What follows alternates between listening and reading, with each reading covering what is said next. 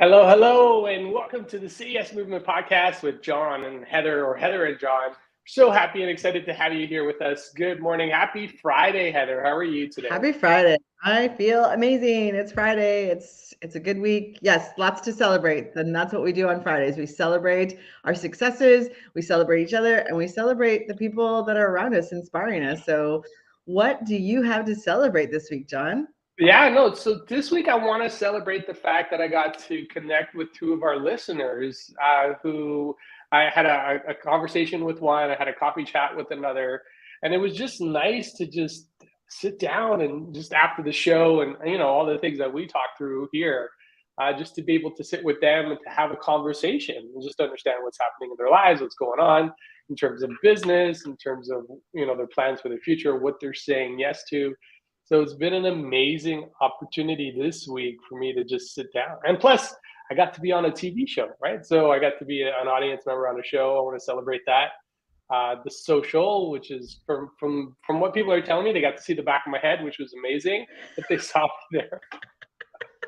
I I know, love it. I know. And it's funny because I never thought this week would start out this way. I try to plan my week as much as I can, but I didn't think it would actually start out this way. So it was amazing that I got to do that. So, and good morning, Gunjin. I know you're there. Gunjin was one of those people I had a coffee chat with yesterday. It was so Oh, amazing that's just to sit down and have fantastic. a one-to-one. Yeah. What about you, Heather? What are you celebrating? I love it. We're coming up on International Women's Day next week, and I've had there's a few women in my life that I wanted to nominate for some awards, and I finally got that done this weekend or just this past week, and we just found out that they've won. So like it's Nice. too early to announce the who and what they won, but it's really nice just to be able to honor the women in my life and then to see it come to fruition that they're going to be honored later on this year at an award ceremony. So it's just, it's amazing. And it was one of those things that I'd had on my list because for so long, and I hadn't got to it. I'm like, I have to do this the week of International Women's Day and just celebrate the women in my life. So, and we gotta do that. We gotta put that as a priority and celebrate ourselves. And I've heard from some of my clients that isn't an easy task to do, John. So I love that we celebrate what we've accomplished this week on Fridays to really inspire other people to do the same and just spend that time saying yes to I did some really cool stuff. And the other thing, John, that I love is you're like, my week didn't turn out the way I thought it would because you left it open for what could possibly show up. And when we have that openness to the universe sending us exactly what we need and what we want, it will come. It will come. So Yeah. I'm not shocked that you were on The Social and talking about leadership things, right? Yeah, no, it was amazing. Yes, yes, yes. When you leave yourself open and you say yes to things, you never know where you're going to end up. So yes, having the opportunity to just be there with everybody and just listening in on some of the topics, right? Like it was inspiring. It was different for me. And again, I was the only guy in the room, so I keep like, I keep wondering why is that. So I know you and I we talked about this, and maybe even putting a blog together. I'm the only guy in the room. Mm-hmm. Um, it's just interesting, and so some things start to spin for me, and I'm like, why is this consistently happening? What am I attracting? And I guess I'm attracting this. So it's great. But what I do wanted to kind of touch on, which I thought was really neat that you talked about, was making that nomination for somebody who inspires you in your community. As business leaders, as entrepreneurs, the one easy thing you can do is nominate your local business. If they're doing amazing work, nominate them for an award of some sort. Whether it's a community award, it's through the Chamber of Commerce award. There's always an opportunity to highlight the people around you. And there was this social media thing I saw on Instagram. The easiest thing you can do by supporting your friends in their business is one of those ways is nominating them for something, right? Mm-hmm. Nominating them something like in the business or even for the leaders inside of an organization. Just take the opportunity to do that. It takes just a few minutes, and it's such an amazing award to be recognized for doing great work, right? And Mm-hmm. it's so simple, so simple. It's So so simple. Yeah. yeah, I want to ask, for those that are listening, I know people are jumping in and out, but for those that are listening, what are you celebrating this week? Just drop it in the chat. I'd love to know. What are you celebrating? I know, Gunjan, you took a bold move last week, which was amazing. You see, I still remember. So drop it in the chat. What are you celebrating this week? What's that one thing? Celebrate with us. We don't have to celebrate just the two of us. We'd love to know from your perspective, what are you celebrating? So Heather, um, yeah, no, celebrations, you're right. A lot of people don't celebrate. A lot of people don't take the time to really acknowledge and recognize all the amazing things that are happening for them through the work that they're doing. And sometimes so here's the thing, you put in all the work, you put in the effort, but the reward is so delayed that you forget that when you get the reward, you're supposed to be celebrating it.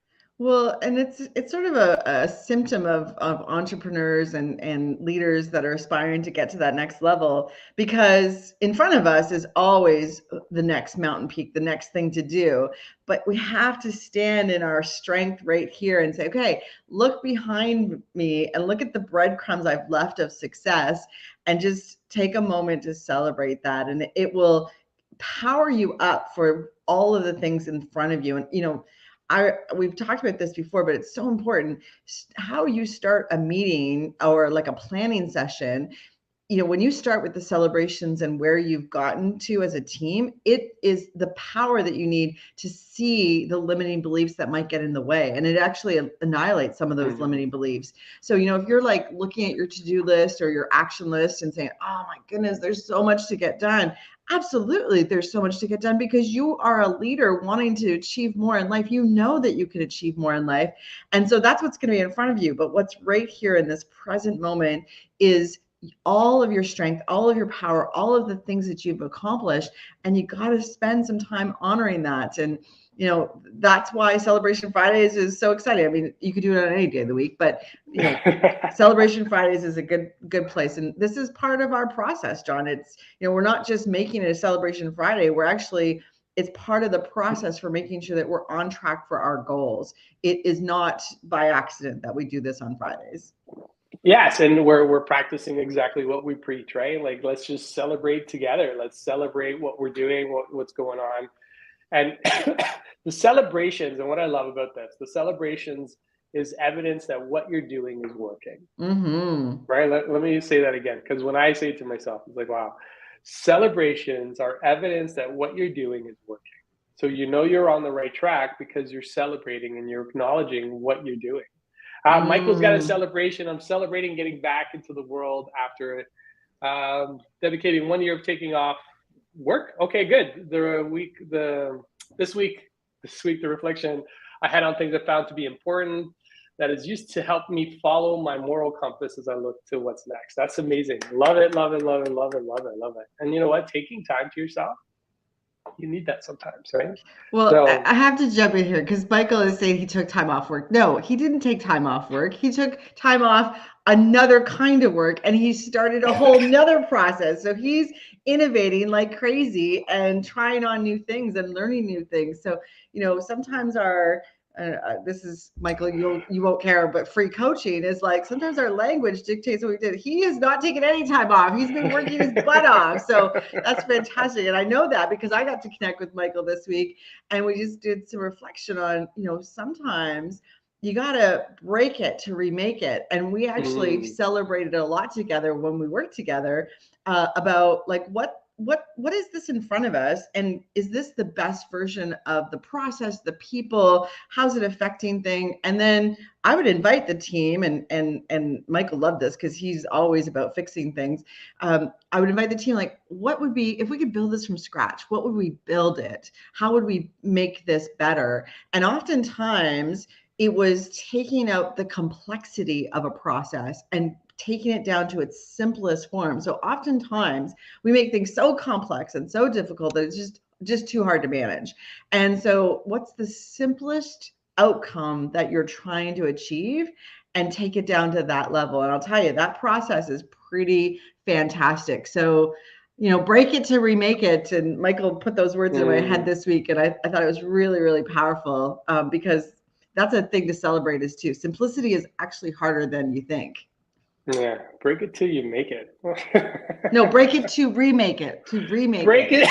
it, break it to remake it. Yes. Yes. So, so help me understand. So, what does this look like? So, I know you talked about this, so like looking at processes, doing process optimization. But what does that mean for team, right? So, for a team that's been following a process for a long time, like I would imagine, like there would have been some pushback as you were going through that process, right? Like not Oh, everybody's like, oh yeah, let's just destroy everything that we've been doing, or like let's break the processes that we've been following for the last few years. So how do you get, what I'd love to understand is how do you get those people to get on board with you? that's a great question. And what you have to honor when you're asking people to let go of something is, why is it there in the first place? How did it get to this level Mm, of complexity or difficulty? Because there's always a reason. So I think you have to honor that history lesson and, either highlight what's changed or highlight what could be different for the future, and not saying, well, we're not going to do it that way anymore, or, because people will put their feet down in the ground and say, but we've always done it this way, or, this is why we do it. And, I'll use a real life example. I shared this already this week, but I think it's important, in the company that I work with, Michael, it was call center work. And so people call in sick, and you got to have everyone as much as possible be on time and at work to serve customers. And we wanted to improve the absenteeism rate, the number of people that were calling in sick each day. And we looked at the process of what happens when someone calls in sick. And that was not what I'll call a humane process. It was very hands off. It was kind of, it just wasn't a great process. And it mm, included some performance management steps that, step one, step two, step three, and again, not a very human process. And so we decided to implement a more humane process, which is, let's let's connect with those individuals. Let's find out what's going on with them, and let's have a, welcome back to work conversation, and let them know we miss them, so that they felt seen and heard. And that process change meant that we weren't going to deliver step one, step two, step three for a period of time. And so you can imagine, from an HR perspective, they're like, but this is the process. This makes us consistent. This makes sure that everyone gets treated fairly. And what we uncovered in that process is that it was actually, that process was set out for the 0.005% that were, taking advantage. It wasn't for the entire population, and definitely not for people that are actually having health crisis or health concerns.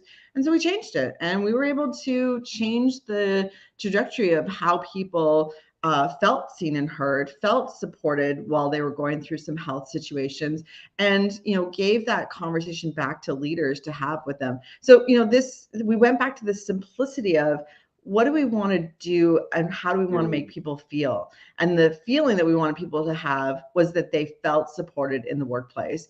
And getting a letter from your manager wasn't driving the outcome that we wanted. So always look at the outcome and say, does this process support the outcome that we're looking for and how people want to feel? And that's yeah. how you make things really simple, and how you get buy-in from all of the groups, because at the end of the day, all of the groups wanted the same thing. We wanted our employees to feel seen and heard and supported. Yeah. Well, I can imagine that that definitely improved how people started showing up when they came back to work, right? Like, Absolutely. Immediately, John, like within 30 days. So yeah, I know it's amazing how we put these processes in place, things that were, what kills me is, but this is the way we've always done it. Well, it doesn't mean it's always right, especially in today's day and age, right? Because mhm. what I do like about what you did there, especially with that process, is taking a heart centered approach to people, right? Yeah. And I think about processes inside of organizations today. Actually, my buddy works for a company, um, and if he's off for his, like, think about this process. He's off sick for a day because he's not well. He's got to get a doctor's note, which means he's now got to book a doctor's appointment to go get, like my doctor, I got to book out months in advance in order to go get a doctor's note. Love my doctor. He's amazing. He's a great guy. He takes really good care of me, but it takes months to book an appointment with him. Mm. So their process is you need a doctor's note and then you can return. So instead of just losing the 1 day because something's happened or something isn't going well, they're missing 2 or 3 days because now, like I think about all these inefficient processes that were put in place at one point because that's what the organization needed. That's what they needed to feel safe. We talked about safe. They needed certainty in terms of how they run and manage certain things. But the environment's different today. Like we talk about work culture being different. And this is one of those ways where it's different. The things that we're doing today don't necessarily align with what's actually happening in the reality out there. Right. And Hmm. you're right. We're taking and creating these massive processes for that 0.111%. Right. Yeah. And we think about from a DEI perspective, we think about equality. Is it equality when you're treating everybody as though they're the worst person inside the organization? Think about that. Think about what you just said. Is it equality Yeah. when you're treating everyone like the worst possible employee that there is? Yeah. That's crazy. My husband, he works in a union environment, and a union environment has another set of criteria and sort of rules and regulations to make sure that people are treated fairly. But it also creates behaviors that are full of entitlement, full of this is the way it's always been. We don't want to Mm, change it. I've earned my seniority. So, there are environments that make it really hard for these changes to come about.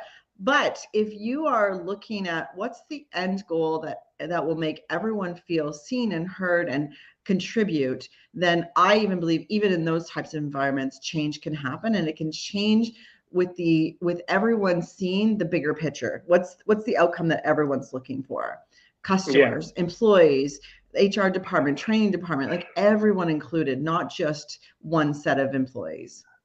So I'm going to say something that's going to really maybe upset some people. But this whole seniority thing, I like, my opinion, wipe it out. Like it just forget the whole seniority thing, right? Because you're right, it creates a sense of. I remember when I started inside of a big organization, and I was a new person on the block, and this person who had been there for 10 years prior pretty much stepped on me because I was the new person. And he's like, well, I'm the senior person, so I get to pick my shifts, I get to do what I want, da da da da da. And like it just made me feel at that point, it's like, but you're not doing better work than me, right? You're not Mm. showing up in a way where you're more present. You're not even sharing it. Like it got me so upset, made me feel so small inside of that work department that I'm like this is BS, right? Like you shouldn't be merited based on how long you've been with an organization. You should be merited on the work that you do for the organization. And everybody, and listen, if you're one of those people that I'm upset, I'm sorry, but let me just throw it out there. If you're one of those people that are relying primarily on seniority as a way of getting ahead, there's other things that you can do to contribute to show your value back to the organization. John, I And have sat I, in many, many, many, many, many planning sessions that this controversy topic came up. And the only thing I'll say is if you're considering going down a path that you're going to have honor performance in a way that maybe gives better shifts or better bonuses or any of that, make sure that what you measure can be counted, and that the gaming of that number is as minimal as possible and as clear as possible. And without those measurements of success, you've got to be really careful walking into that.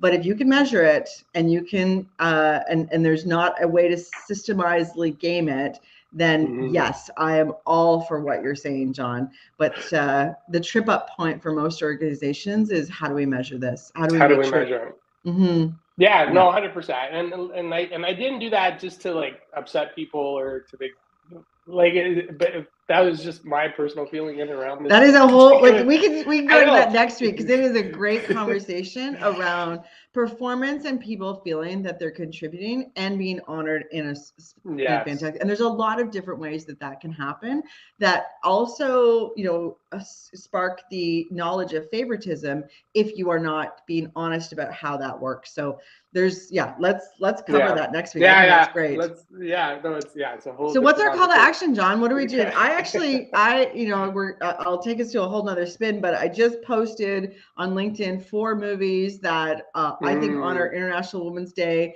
It's a great way to sit down in front of Netflix. I'd love, if anybody wants to see, I put 4 movies up there. What other sort of inspirational moments can we activate this weekend to celebrate International Women's Day, which is next week, to celebrate people that have inspired us and to honor them. So I think going back to the beginning of our conversation, this is the time to tell people, and especially women, because it's International Women's Week next week, how they have impacted us, how they have inspired us, and look to these movies to tell the stories of the fabric of our past. Sit down with the kids and let them hear these stories of fantastic women. And Hidden Figures is one of the movies that I put on there. It's one of my favorites. It's the movie about the 4 women at NASA, and it's just like, I put myself in their shoes. I'm like, wow, they had strength, courage, resilience, all these amazing things. So watch a movie this weekend. Yeah, I love it. So yes, and add a movie to the list, right? So if there,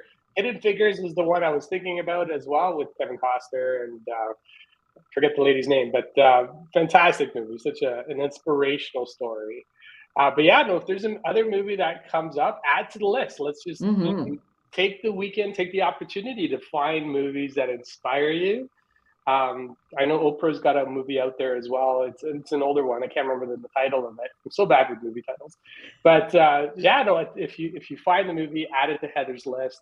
I'd love to know what your favorite female inspirational movie is, because it would just be amazing to be able to share that with everybody. All right, so we are already at time. So it's so amazing how quickly things go on a Friday. Actually, every time we speak, Heather, time just seems to just fly right by. It does. So with that, you have your homework. Go find a movie that inspires you, in dedication to International Women's Day next week. And with that, just remember, when you shift your mind, the color purple is another one. There we go. When you shift your mindset, you shift your life. Wishing everyone an amazing Friday. See you all on Monday. Take care, everybody.